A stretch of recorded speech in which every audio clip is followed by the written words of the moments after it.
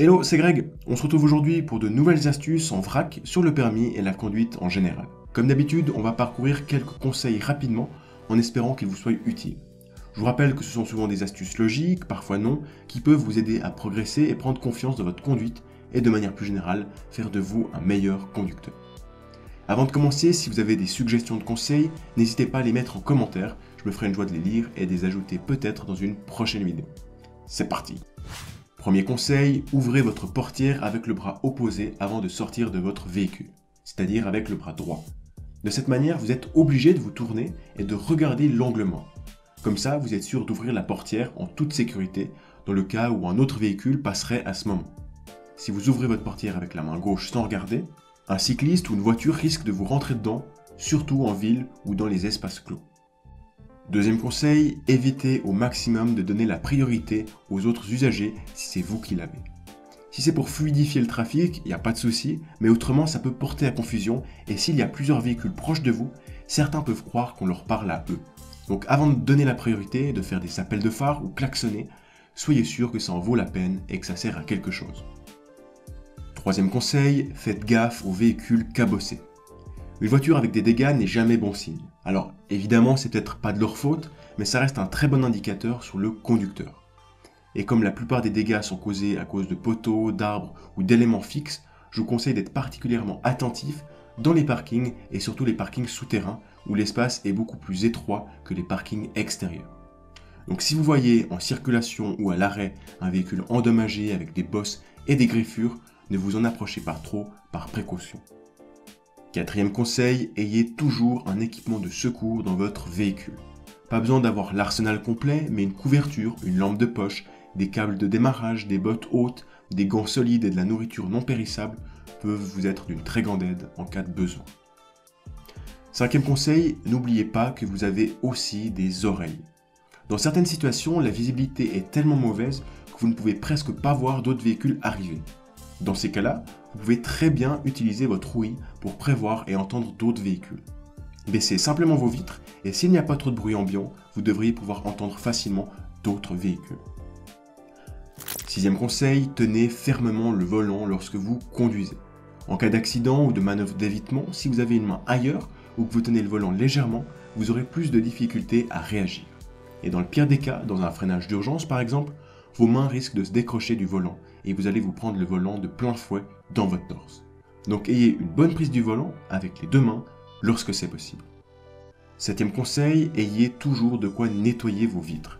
Je ne sais pas si ça vous est déjà arrivé, mais une fois avant de reprendre la route, il y avait beaucoup de poussière sur mon pare-brise avant, que j'ai voulu nettoyer avec mes essuie-glaces. Le problème, c'est qu'il n'y avait plus de liquide lave-glace et ça a juste empiré la situation au point où je ne pouvais même plus prendre le volant. Heureusement, il y avait une station-service pas loin, mais pensez à avoir toujours soit un peu d'eau ou mieux du liquide lave-glace dans votre coffre. Si vous avez en plus un nettoyeur à fenêtre et des serviettes, vous serez prêt dans toutes les situations. Huitième conseil, avant de prendre la route en hiver, ne débarrassez pas uniquement la neige sur votre toit et vos pare-brises, mais également vos vitres latérales et surtout vos feux. S'il neige beaucoup, votre véhicule peut complètement disparaître de la vision des autres usagers. Seuls les feux pourront vous rendre visible, alors ne partez pas avant qu'ils soient complètement dégagés, que ce soit les feux avant ou arrière. Neuvième conseil, si vous n'êtes pas pressé, ne tentez pas le diable. Évitez un dépassement dangereux, de rouler trop vite si vous n'avez aucune raison de le faire. Ce sont souvent les décisions hâtives et irréfléchies qui causent les accidents les plus graves. Donc si vous en avez la possibilité, prenez le temps avant d'agir et n'agissez que lorsque c'est nécessaire. Dixième conseil, lorsque vous conduisez de nuit, évitez les distractions lumineuses. Demandez à vos passagers de mettre la luminosité de leur téléphone au minimum s'ils l'utilisent. Pensez aussi, et si c'est possible, à réduire la luminosité de votre tableau de bord. Toutes ces lumières vous empêchent de voir correctement dans la nuit. Alors enlevez toutes ces sources lumineuses et vous pourrez vous concentrer au maximum sur la route. Onzième conseil, considérez les manœuvres d'évitement comme dangereuses. Si vous croisez par hasard un animal en pleine nuit ou peu importe quand, il vaut mieux lui rentrer dedans que de tenter une manœuvre d'évitement. Au mieux, et si vous êtes expérimenté, vous arrivez à l'éviter. Mais dans le pire des cas, vous vous retrouverez sur la voie inverse et entrez en collision avec un autre véhicule. Ou alors vous pouvez même tomber dans un ravin ou dans un fossé. Donc même si on préférait tous éviter de rentrer dans un animal et de le tuer, il vaut mieux ça que de perdre la vie bêtement. Donc si vous voyez un animal, freinez au plus fort en espérant vous arrêter à temps, et ne tentez pas à tout prix de le sauver. 12e conseil, apprenez la signification de tous les voyants et leur urgence. Je sais que c'est un travail long et fastidieux, mais si vous savez parfaitement ce que signifie chacun de vos voyants et quand il est nécessaire d'aller au garage, vous éviterez des soucis et pourrez garder votre voiture plus longtemps. Alors prenez le temps de lire le manuel de votre voiture et comprenez bien les couleurs. Au final, il n'y a pas tant de voyants que ça et ça vous sera toujours utile même si vous changez de véhicule. 13e conseil, lorsque vous utilisez une voiture de location, prenez quelques photos de l'extérieur et de l'intérieur pour vous innocenter si vous êtes accusé d'avoir abîmé le véhicule. Ça vous prend que quelques secondes et ça peut vous éviter de nombreux problèmes. 14e conseil, l'essence premium est inutile pour un usage standard. Dans la plupart des stations essence, on retrouve souvent des essences premium qui permettent de rouler plus longtemps, plus vite et de faire des économies. Malheureusement, c'est plus un argument de vente qu'une réalité. Utilisez donc l'essence standard et vous ferez des économies. 15e conseil, lorsque vous n'êtes pas seul dans la voiture et que quelqu'un vous parle, vous pouvez poursuivre la conversation mais gardez toujours les yeux sur la route. Vous n'avez pas besoin de regarder dans les yeux lorsque vous conduisez. De même que quand vous devez faire une action particulière qui demande toute votre concentration, n'hésitez pas à dire que vous reprendrez la conversation après le croisement par exemple. Ne faites pas comme dans les films où les acteurs quittent la route des yeux pendant plusieurs secondes. 16e conseil, lorsque le véhicule devant vous ne vous permet pas de voir à travers, comme un camion, une camionnette ou une grosse voiture, gardez des distances de sécurité plus grandes. Vous ne pourrez pas anticiper aussi efficacement et surtout, le conducteur en face de vous ne vous voit peut-être même pas dans ses rétros. Donc soyez attentif à ce genre de situation. 17e conseil, sur l'autoroute, lorsqu'un embouteillage se crée rapidement, n'hésitez pas à utiliser pendant quelques secondes vos warnings pour informer les véhicules derrière vous qu'ils doivent ralentir fortement en raison d'un potentiel danger ou ralentissement. Ça peut vraiment faire la différence car les warnings attirent plus l'attention que les feux de freinage. 18e conseil, la première fois que vous utilisez votre véhicule de la journée, attendez quelques minutes avant de faire de grosses accélérations et de gros freinages. Laissez le temps à votre véhicule de se chauffer pour éviter de le casser prématurément. 19e conseil, ne faites pas confiance aux clignotants des autres véhicules. Oublier un clignotant est très courant et si vous vous basez uniquement sur ça, vous risquez de faire des accidents. En sortie de giratoire par exemple, ne vous engagez pas parce que le véhicule a mis son clignotant pour sortir. Attendez que ses roues soient inclinées vers la sortie et qu'en plus le clignotant soit mis avant de vous engager. A l'inverse, même si le clignotant d'un véhicule semble oublié, considérez-le attentivement. Sur l'autoroute, par exemple, des voitures oublient leur clignotant. Soyez donc attentif avant de faire un dépassement. 20e conseil, profitez des équipements et produits disponibles dans les stations-service pour nettoyer votre véhicule. Souvent, de quoi nettoyer votre véhicule est disponible gratuitement. Profitez-en pour donner un nouveau look à votre voiture. Parfois même des aspirateurs sont disponibles, donc vous n'avez rien à perdre de prendre quelques minutes pour vous débarrasser des saletés. 21e conseil, si vous déménagez dans un pays étranger, prendre une ou deux leçons d'auto-école avec un professionnel peut s'avérer extrêmement utile. Par exemple, entre la France et la Suisse, les différences sont minimes, mais il y en a quand même. Prendre une ou deux leçons avec une auto-école peut vous permettre d'effacer vos peurs et d'être à jour avec les règles de circulation d'un pays. Au minimum, essayez de vous renseigner sur la circulation pour ne pas être surpris le jour où vous conduirez sur place. Pour ceux que ça intéresse, j'avais fait une vidéo sur les différences entre le permis suisse et français. 22e conseil, évitez de conduire avec des conditions météorologiques mauvaises. Souvent, à cause du travail ou des études, la voiture est nécessaire. Mais si vous avez le choix, évitez au possible de conduire dans des brouillards très épais, de la neige, de la glace ou en cas de forte pluie.